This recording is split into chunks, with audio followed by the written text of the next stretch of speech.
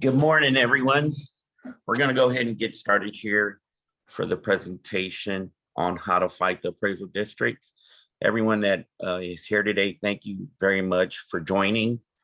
We did this last year, Norma and myself, we did it last year. We had a lot of success on fighting the appraisal district. She always is very good at representing clients if they need the service. Norma, say hi. And Erica, business partner. Good morning, everyone, or good afternoon. All right, guys. So the first thing we're going to do is I'm going to be sharing our screen, just taking you step by step on how to fight the appraisal district. I have my form in front of me, and you will need your form because there's a lot of information on there that you're going to need in order to do the appraisal, fighting the appraisal. Mine is already automatically in my system because I saved all my information. So when it comes up, I'm not having to input the online inquiry protest ID right now. It might ask me for it later on, but let's go ahead and get that process started.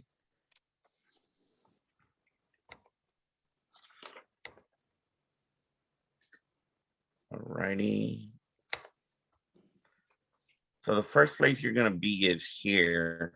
You're going to go to mcad/texas.org. Over on the top hand corner right here, you're going to see it says online protest. You're going to click on there. And it's going to take you to your sign on. If you do not currently have a sign on, it will give you an option to create your sign on right here where it says create property owner. Like I stated earlier, mine is already created, so everything is saved here in the system for me. Signing on to the system, and once I sign on to the system, it's going to bring in everything that I have associated with MCAD. So it's going to have our property address here for our office, the first one here that you see, and then right below that is my personal home that you'll see below that. So we're going to be finding the protest for our property, for our business. So here on the first page, you're going to click file a protest. And it's going to bring you over to this page. And this page is actually the same thing that's on the page. All this information is on the information that you received via mail. Just on this form, you're doing it online just for ease for yourself. The first section says owner and lessee's name and address. It's gonna provide you, if you wanted to maybe add an exemption here, disabled person, military service, spouse of military, etc. It has our name of our company and then our home address. Our business address here. It asks you here if there's any change above the information, go ahead and put that information there. And here on section 2 is letting you know that you're filing a protest for the following address. So this is the address that we want to file a protest on. So when you're doing yours, just make sure that your property address shows up here and that your legal description shows up here as well. You can input appraisal district account number. As it states here, it's optional. I'm going to just bypass that and not put it on there because they should have that information already. Here's going to be one of the first changes that we've seen here on this form is reasons for protest. Norma and I were talking about this. The previous years, it was kind of confusing.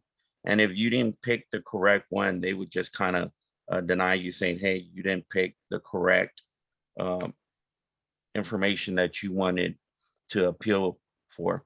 So what we're going to ask everybody to do is just go ahead and pick all 3 of these first 3, even though it says incorrect appraised market value, which is this, the value is over market value.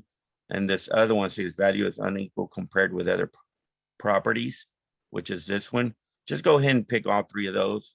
We don't want them having any type of excuse of why they're denying your claim.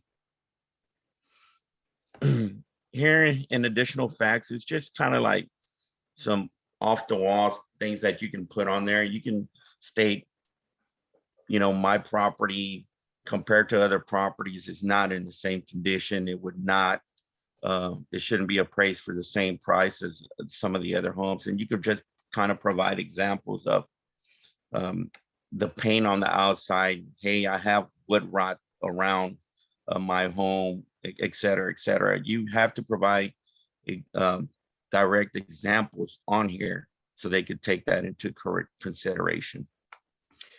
The next step would be, what do you think the property value is? What we put here is, and what I recommend is always just put last year's value. So last year's value for us was 176,820, and we're going to put that again on there. They'll just look at it because they'll use that as a starting basis. Once you start making the appeal and talking to them to see if y'all could come to a median.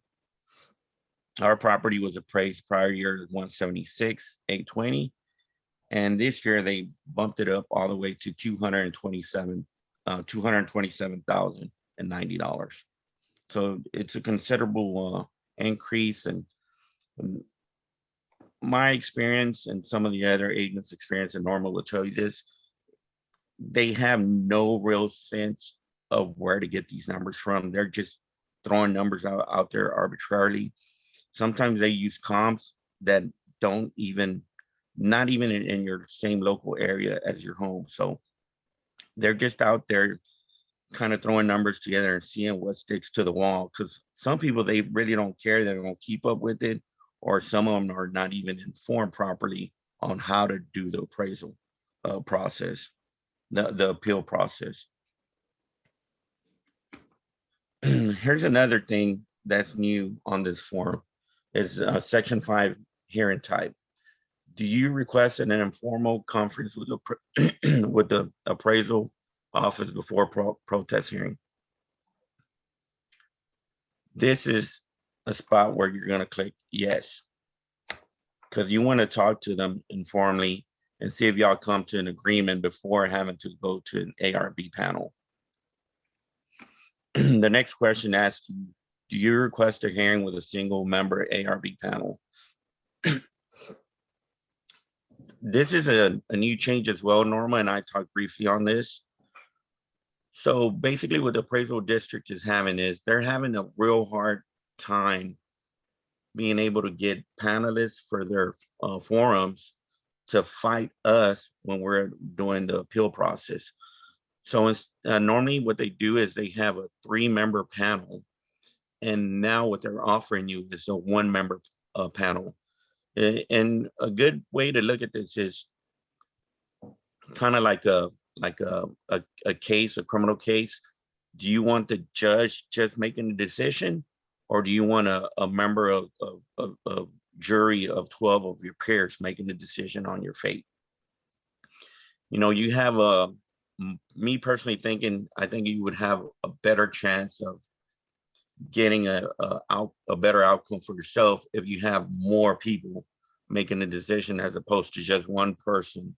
So me personally, I'm gonna pick no. I do not want a hearing with just a single member. I want there to be 3 members, so maybe at least one of them can vote in our favor and say, hey guys, yeah, Payo has a real good case. This is his thought process, and I think that we should lower his appraisal to this price.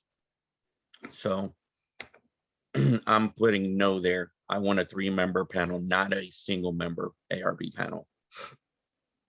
And Norma and Erica, if y'all have anything that y'all want to chime in on, please, you know, just unmute yourselves and chime in on anything that y'all want to add to. I did just want to add on.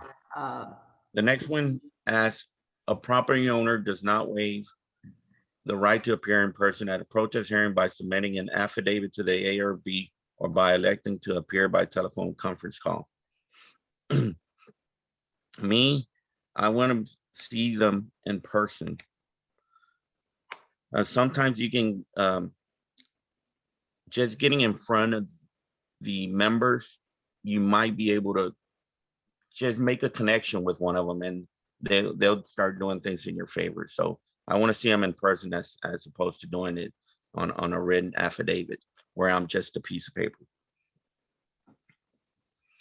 There are other options. One of them is on a written affidavit that you have to provide with evidence. You know, some of us might be very extremely busy where we can't make it to the appraisal district in person, so that might be an option for you. Another option would be by telephone conference call, and you could submit the evidence and a written affidavit before the hearing begins. That would be the one to pick there. And then lastly, by video conference, and we'll submit all evidence prior to the hearing.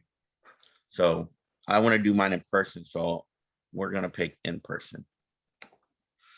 And it's always very good to do this process, even if you have no intentions on going, because what I have seen in the past, if you just fill out the paperwork, they have at times sent you, hey, instead of you coming in, we'll give you this number. We can come to an agreement with this number, where they just automatically drop the appraisal number. So right there, you just saved yourself hundreds of dollars with just doing the simple steps that we're doing right now. Section 6 talks about ARB hearing notice and procedures. I request my notice of hearing to be delivered by regular first class mail, email to the electronic address I provided above, or certified mail and agree to pay the cost if applicable. I have always gotten mine first class mail. Some of us that might have problems with our mail services might elect to want to go forward with one of the other options, email to the electronic address or certified mail and agree to pay the cost.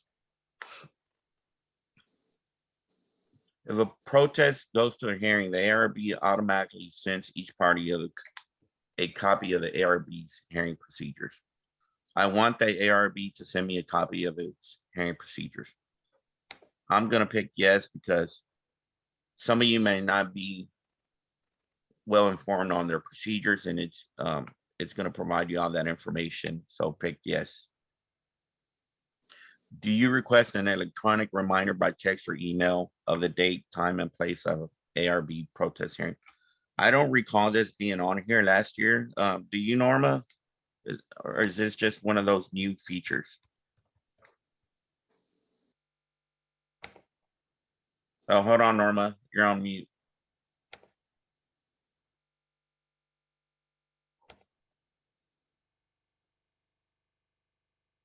Did you unmute yourself? Yes. Can you hear me? Can you Can y'all hear me? hear Norma? Yeah, I can hear you, Norma. Yes, it's a new feature. Just to facilitate delivery, whether via text or email.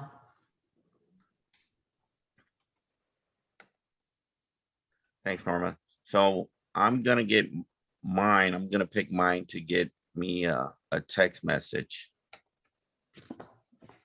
Actually, you know what? I have trouble with my text messages. I better get an electronic email instead. Last question here is, do you request the ARB's final order of determination to be delivered via email? Yes. That way, so this question is basically just pretty self-explanatory. They're gonna send you their final determination via email. If you let know, then you're just not gonna get anything via email. It talks on here, emails will be sent from a no reply mcattext.org. So you need to add them as a trusted address in your email. Otherwise, it might be going to your spam. And the last thing you do is you just put your electronic signature there and you submit your protest. I'm going to scroll up to make sure that nothing has come unchecked and that we have everything correctly. Yep, everything's on there good. So we're going to go ahead and submit. Are you sure you want? They don't have a hell yes, so we're going to go with just yes. All right, guys. So it's very, very simple to do the online protest. If you do not have this set up, again, you can do the create property owner tab there that you see in front of you right here. One of the things that you might need as well for first time users is, here's my form that I received via mail, and you're probably gonna need this little corner piece over here, right there. You're gonna need that information that talks about your online code. Online inquiry protest code. It's right there somewhere. All right, guys. So that's one of the first things that you have to do is file the protest online. Once you file the protest, you need to reach out to your real estate agents. We are more than happy. We have a large team here in the office that's ready to help you make sure that you get the correct information to be able to go fight them yourself. So what we do is, if you send us your address, we'll pull up the comps to see what's comparable to your home to make sure that they're using the right comps when looking at when deciding the appraisal value of your home. If you do not wish to take that on yourself, of course we have Norma that does a fabulous job. And one of the biggest things that I've noticed when going up there to do the protest is, if you have familiarity with the individuals behind the desk, that's gonna help you a ton. And I still remember the first time I went up there, and it was like, this whole process is new. The people behind the desk were new, and it just kind of made it a little bit uncomfortable for everybody because we don't really know if we're nice, if we're mean, if we're grumpy, if we're butts, whatever the case may be. I'm usually very funny, so that's usually how I break the ice. When I get there, I just kind of come up with a joke and trying to grow that rapport with them. So the following year after that, it's like, hey, you see the people before, and you have that rapport already, and it helps you.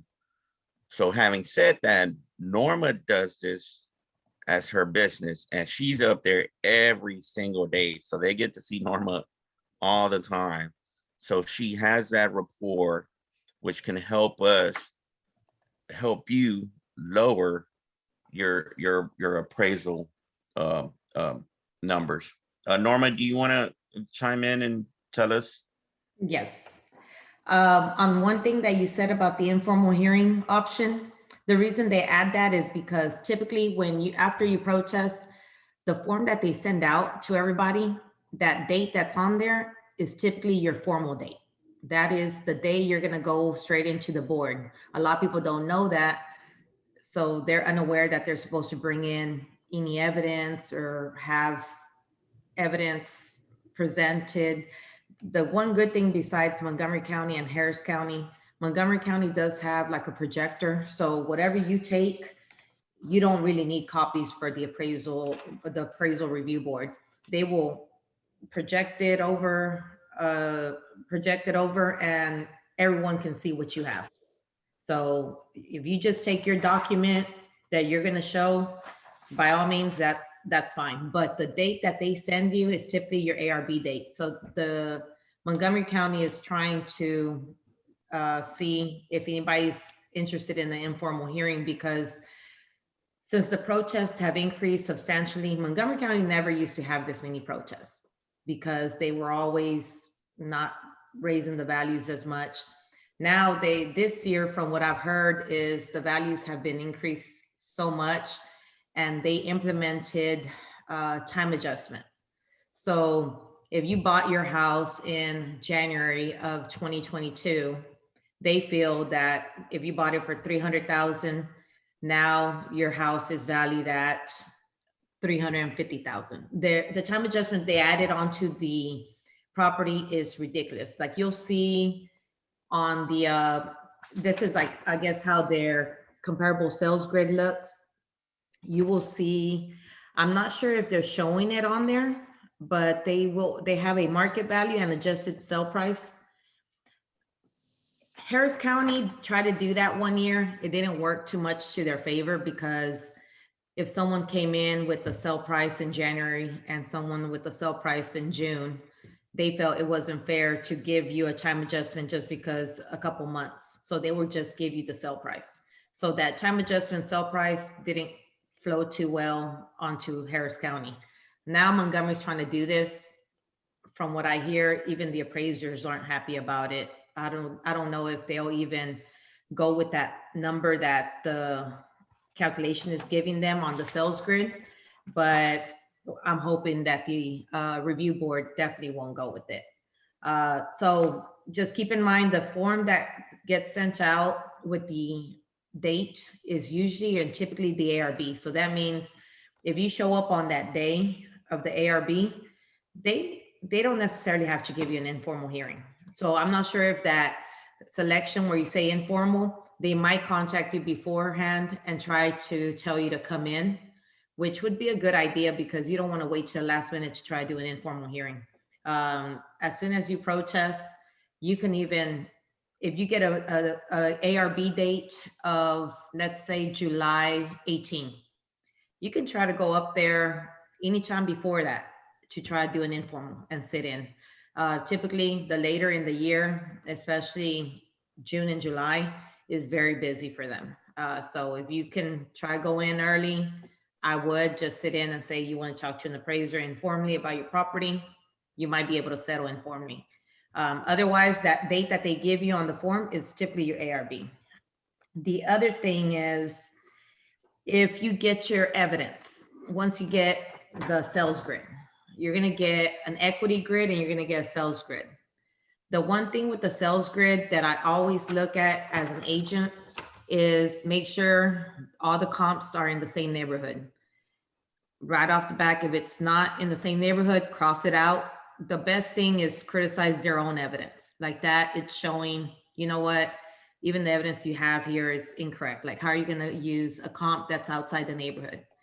The second thing you can look at is they have this thing called comparability rating. The higher the number, the less comparable it is. You want to see comps that rate between, I don't know, 1 to maybe 30. Like one that I'm looking at right now has comparability rating of 69 to 135. They're not very comparable. So when this happens, you can even cross out 2 comps of theirs. If you bring in, like Payo said, comparables that they don't have on the sales grid, they're able to pull that cell in and put it into your comp grid, into their comp grid. If you bring a comparable, they don't have a problem doing that. The thing is, what the district does is they do a median. So if you need to kind of think about it. If they have 4 comps, they're going to take comp 2 and 3 that falls in between to be the so-called market value. So you can't pick a low and you can't pick a high unless that high is going to put your other comp in between. So it's it's a little tricky on that part, but that's one thing you can look at, the neighborhood and the comparability rating. If they have no comps, especially when you're dealing with higher properties or neighborhoods that had no sales, I do not hesitate to take it to the board, because the board does, if they don't see any sales, they do not like increases in value. They base the increase in value is totally based on sales. If there is any in the neighborhood, they don't see why you would increase the value. So I would not hesitate to take it to the board. Again, if you choose not to do the whole hassle of protesting and the hearing, going to the board, generating the evidence, you do have the option to hire someone like myself that does all of this. Our deadline date is May 15, just like yours typically. If you contact me and fill out the paperwork, I protest for you. I do the informal hearing and I do the formal hearing if I have to. I just need, if you text me, I will email you 2 documents. One's an appointment of agent that authorizes me to represent your property in the district. The other one is a service agreement. That's just pretty much the contract. We typically do 35% for residential, 25% for commercial, and it's contingency basis. So only if I'm able to lower your taxes will we charge a fee. So that's, if y'all have any questions. Norma, can you explain to them the 25 and 35% and basically just give them an example? The, like 35%, if let's say I reduce your value $10,000 in value, that incorporates about $250 to $300 in tax savings. My fee would be anywhere from $75 to $100. So obviously if I reduce it more, the fee will increase as well, but it's only 35% of your tax savings. I had a question yesterday, which was a good question. If let's say the market value is 380,000 and your appraised value is 300,000 and I reduce it to 290,000, I cannot charge you $90,000 reduction because technically your appraised value is your tax ceiling. So I would only be able to charge you the 10,000 from the 300,000 to 290 reduction. If I lowered your value from 380 to 340 and your appraised is at 300, I didn't save you any money. All I did was reduce your market value. I didn't get it below the appraised value, so I wouldn't be able to reduce your taxes. That means I didn't save you any money. I don't charge a fee for that. So you're gonna see a lot of that. You might have an appraised value and a market value. That's what it means. Your appraised value is what they're gonna tax you on. And that's because you have a homestead exemption or over 65 exemption. So they can only go up 10% from last year. So that's your appraised value. You wanna get your market value below your appraised value to be able to save any type of money on taxes. And guys, just so you know, some of the other companies that do fight for you as Norma does, they charge a higher rate. There's some that charge as high as a 50% rate. I'm not sure if there's some that charge higher than that, but I know that flat fees. And some, you might want to go with the flat fee, but the way I look at it is if I'm getting paid a flat fee, let's say $150 to represent your property. To be honest, am I going to put that much effort to reduce it as much when I know I'm gonna get paid whether I lower it or not? So that's how I look at it. I'd prefer to go with contingency because that means I'm trying to get it reduced as much as possible to make as much money as possible. So you'll see some companies that do a flat fee. It's up to you how you feel about flat fees. I personally wouldn't, I don't do flat fees. Thanks, Norma. And I've worked with Norma probably 4 or 5 years now. I've known her before that, so I've known Norma for a long time. She always does great work. So again, if you do not have time to try to fight this yourself, then Norma is definitely the way to go. One other very important thing to remember, guys, is everybody should be fighting their appraisal, because the people that do not fight their appraisal, that impacts us as well, because now they're using those comparables. Hey, John Doe that did not fight his appraisal went up to 350 from 300, and his house looks just like yours. They're going to use that as a comparable for you in the future, because they're using like-minded properties as well, but not only sales, but they'll use like-minded properties as well. So You know, it's always very, very, very important for everyone to fight their appraisal a notice. We're gonna go ahead and before I forget, everybody needs to do their appraisal appeal by May 15th. I think I'm not sure why it says May 16th on the sheet here, but I would not go by that. It has always been May 15th. Get it in by May 15th. You don't want any type of Because technical May 15 issues falls going on on. Sunday. Oh, that's fine. So Yeah, they're moving over to so Monday's May 16th, so you have till May 16th. yeah. So try to get it in before that time because you don't want to be last minute. Oh, I have technical difficulties. The website is down. You don't want to run into any of that stuff. So as soon as you get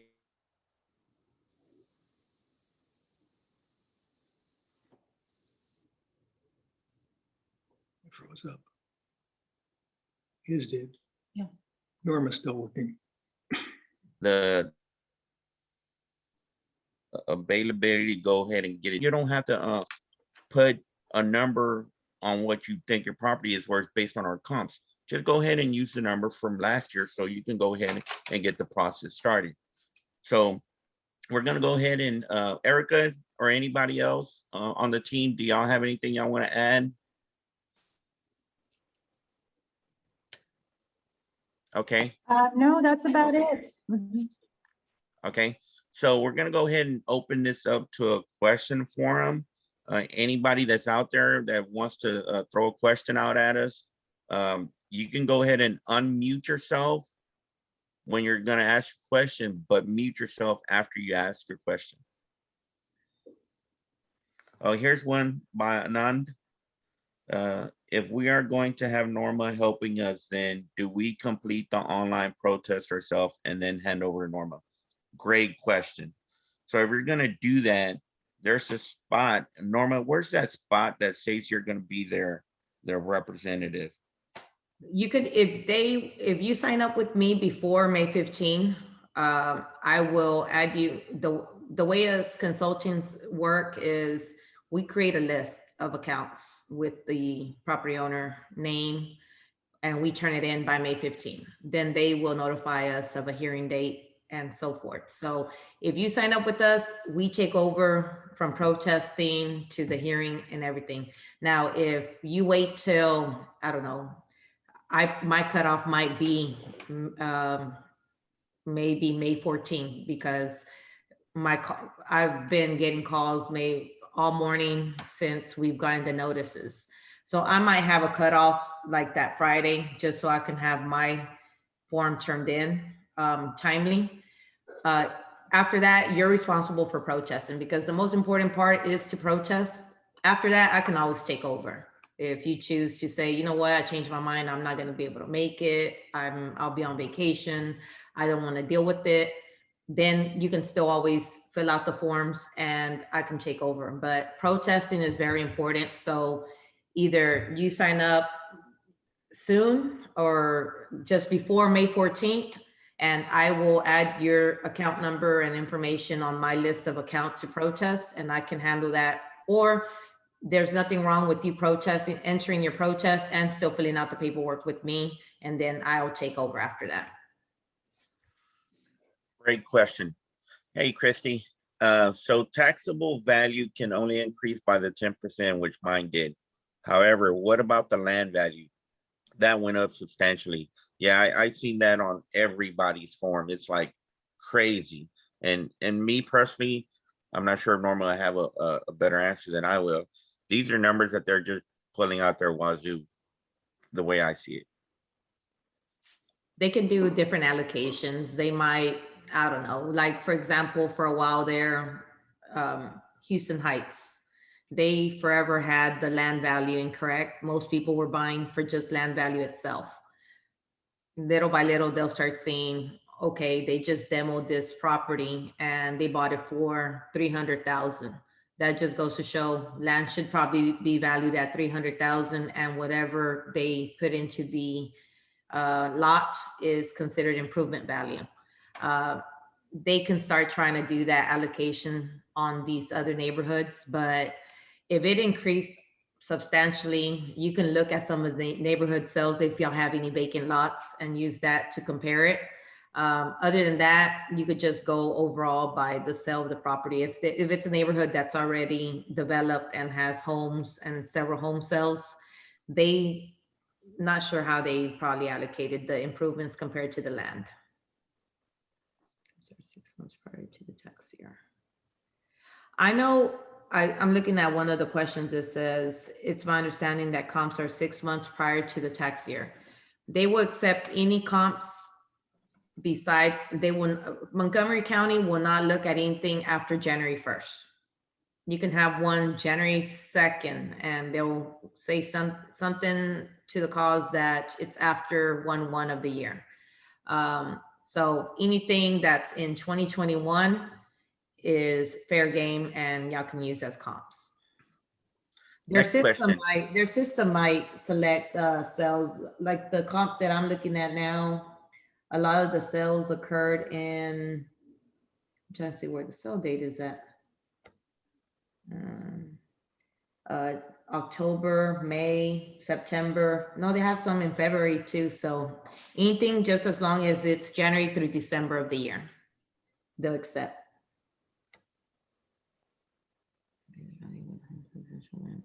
Well over 10,000 appraised value. Same as that legal. As far as if your appraised value went up more than 10% from last year, did you by any chance do any type of remodel work or addition? That's the only time that your cap will change more than 10%. If you added, I don't know, if they show that you added maybe about 50,000, the calculation is different for the Okay, he just put on there, he added a pool. Yes. Mhm. So Erica's asking, and the comps are actual sales correct? I had a client that was going by other owner's tax assessed value. They might be wrong sometimes. What I had one of my clients tell me was all the sales that were very, very high had pools, all of them. And once I looked into it, all the ones that did not have pools sold for a lot less than your typical. So once we try to pull some comps that did not have pools, his value went down. So they can be incorrect sometimes.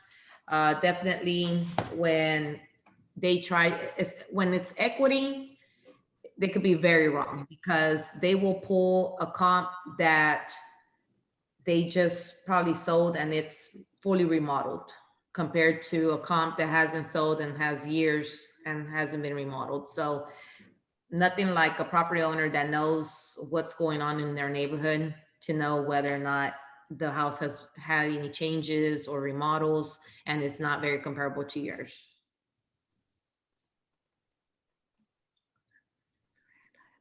That was going by other owners' taxes.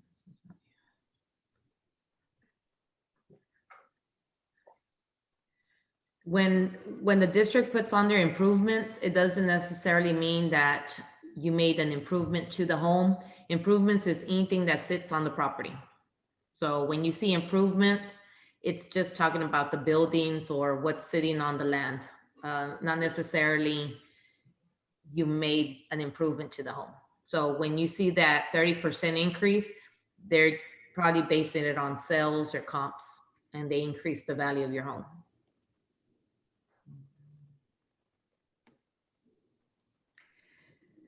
When actual sales, they can be, some of them can be incorrect.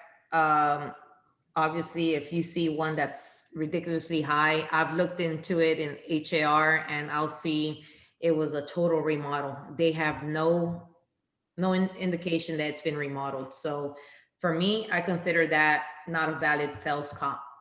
It might be a valid sale, but they cannot use it as a comp when they're showing it's a 2003 year built and it's a 2000 year remodel. When I just pulled it up on HAR and it shows it just had a new roof, new countertops, new floor.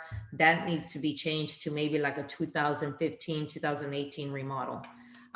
So that's where if you take the time to look at the comps and criticize their comps, you sometimes get ahead with them because they're saying, okay, she looked it up. It does show it was remodeled. We don't show it's remodeled. Let's remove this comp off of it. So. This is so my total price.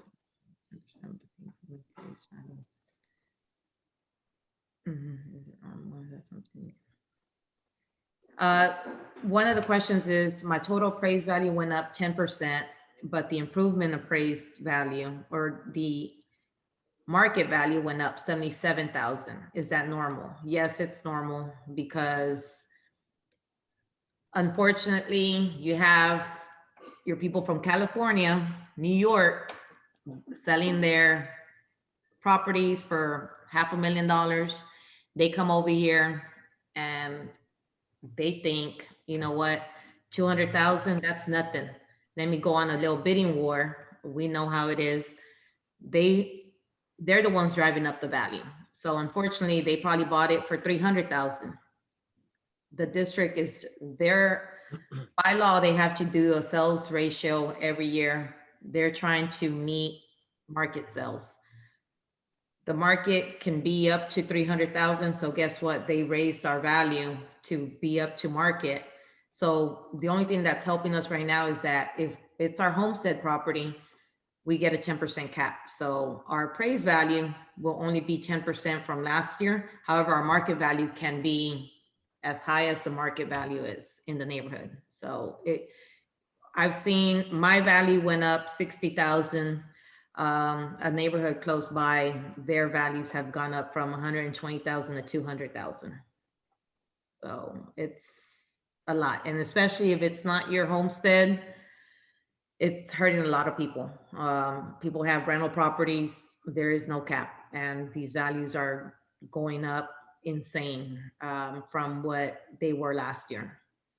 Some of it, I mean, people coming in from different states, driving up the value isn't helping, but we'll try to get them as low as possible. The next question is, what about if my home needs significant repairs and I have quotes for the repairs? Will they discount from value? Absolutely. Yes, you definitely want to have estimates that say you need a new roof. Now, some people say, oh, my pipes busted last year on the freeze, but I repaired them. Well, unfortunately, they don't want to hear that because that means you have no damages currently on your home. What you want to tell them is anything that has yet to be repaired. If you have rotten wood on the side of the home, you can get an estimate. Someone to come out there, give you an estimate. They prefer estimates. So if you bring in an estimate, show it to them, they can discount a percentage. Some people discount the entire amount that you need. If you say you need new fixtures or tile is, you have foundation issues, you get an estimate for foundation repairs. All those definitely work to your favor to reduce your value. And one of the things that I found when doing the protest is that if you do not have a recent date where the quote was given, they will not use that as evidence. They will throw that out if you try to use a quote from 2 years ago. They want something that was just given to you as a quote. And then the other thing that helps along with that quote is pictures. Pictures. Is provide as much pictures as evidence along with the quotes. They love to see the quotes, but again, pictures help as well. Yeah, they like seeing pictures as well. Next question. Both improvement value and market value went up 76,000. 10% is 21,000. Yes. If the market value went up, your appraised value is going to go up. Now, your appraised value is only going to go up to 10% because of your exemption. The market value has no limit. Your market value can go up as much as market sales comps in your area, whatever the neighborhood's selling at, it can go up to match it. However, your appraised value is only going to go up 10% from last year. So that's why you see the 10% was a 21,000. your market value 176. So for example, on that case, if I were to represent your property, for me to even charge you a fee, I have to get it reduced more than $76,000. I'm sorry, no, more than 76 minus 21. So I'd have to do the More than 55,000. 55. 55,000 in order to save you money on your taxes. Mhm. And from what I understand, Norma, that market value is just a number that they're gonna keep there. And every year, they're gonna start implementing their appraisal price until they get to that market value. Yes, and I have yet to see their comparable sales grid, but that market value is, my understanding is including that time adjustment. So that's what a lot of people need to argue is it might have just increased 20,000. But according to what I've heard from some of the appraisers from Montgomery County, they said they're adding this time adjustment sale on sale prices like month to month. So we definitely need to see if they indicate on the sales grid what the actual sale price was compared to what they're showing as the new time adjusted sale price. Because according to some of my clients already, the value has increased a lot to where I haven't seen the sales grid. So I'm curious to see how they're showing the time adjustment on it. Definitely would be something I'm gonna be asking about.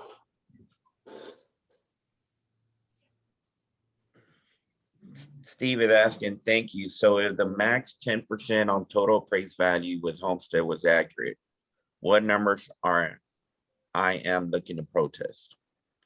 You're looking to protest that actual number, the 10% increase over the Yeah. 10% increase over last year's value. You want to protest that because they're trying to tax you more on from previous year. Any other questions, guys? Because the cap, they had to take 66,000 off the Mhm. cap because they can only increase it by 10%.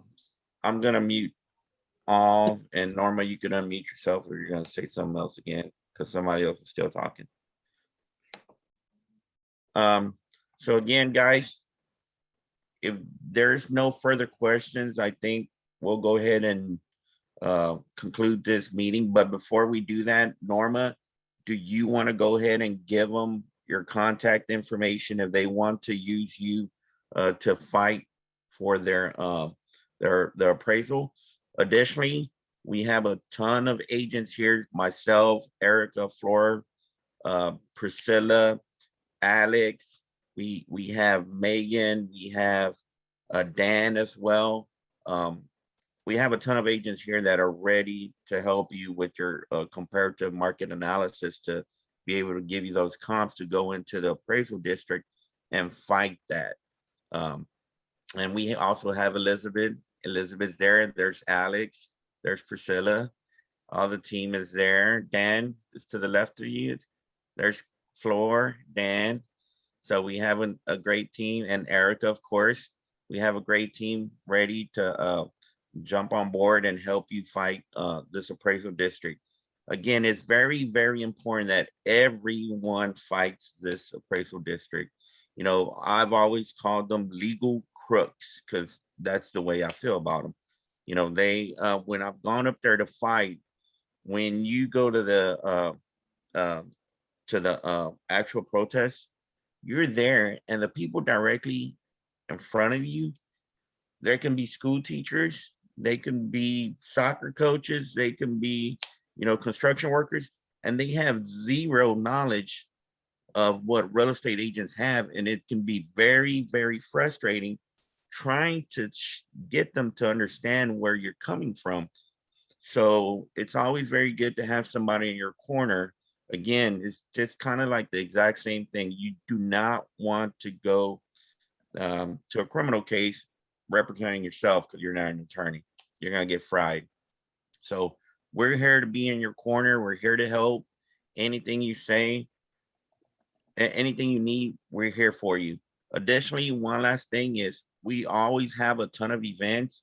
If you want to be included in those events, make sure you reach out to us so we can add your email to those services. We just recently had a Easter event here. We gave a lot of t-shirts. We had a lot of fun events for the kids. Kids, I said, left out of here with probably about 25 eggs per kid. You had bigger kids, of course, that are beating up the little kids. They had 50 eggs per kid. But it was a ton of fun here. We had food. We had vendors as well. We always do a pumpkin patch. We had our pumpkin patch here the past 2 years. We will be doing it again this year.